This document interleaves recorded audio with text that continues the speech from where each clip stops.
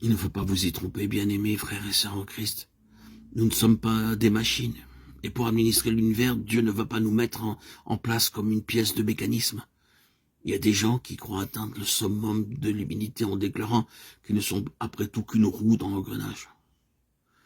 Que fait-elle cette roue? Elle marche quand tout le reste marche. Il faut qu'elle tourne avec tout son entourage. Non, bien-aimés, frères et sœurs en Christ, auditeurs, auditrices, vous n'êtes pas une roue dans l'engrenage. Notre Dieu nous a choisis pour faire de nous des centres de son intelligence spirituelle, pour que nous en venions à le connaître. Lui, directement et personnellement. Sans être pour cela détachés les uns des autres, nous devons connaître le Seigneur pour notre propre compte. Si nous sommes tous gouvernés par le même esprit, nous ne tirerons pas chacun de notre côté. Il y a un seul esprit. Et si cet esprit a le champ libre en chacun de nous, nous travaillerons tout naturellement d'un commun accord.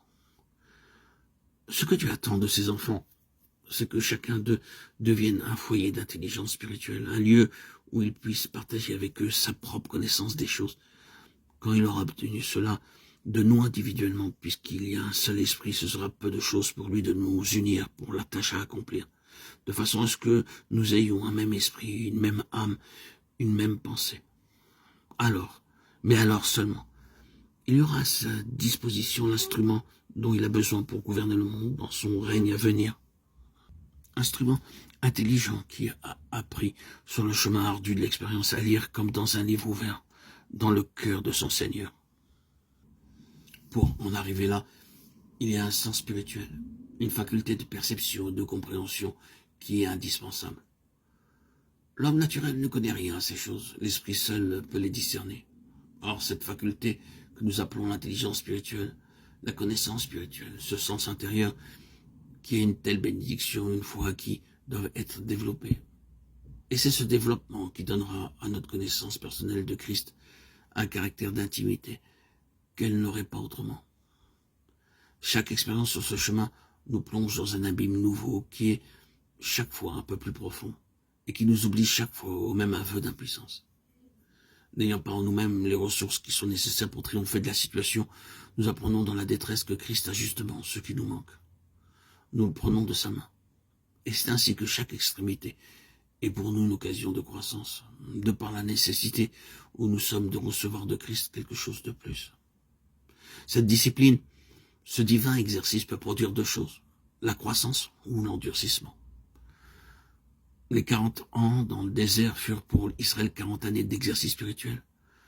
Vos pères me tentèrent pour m'éprouver. Dieu avait son peuple sous discipline pendant ce temps-là. Régime excellent pour la formation spirituelle d'un peuple enfant. C'est de propos délibérés que Dieu les jeta de temps à autre dans des extrémités telles qu'aucune ressource humaine ne pouvait sauver la situation. Et pourquoi agit-il ainsi?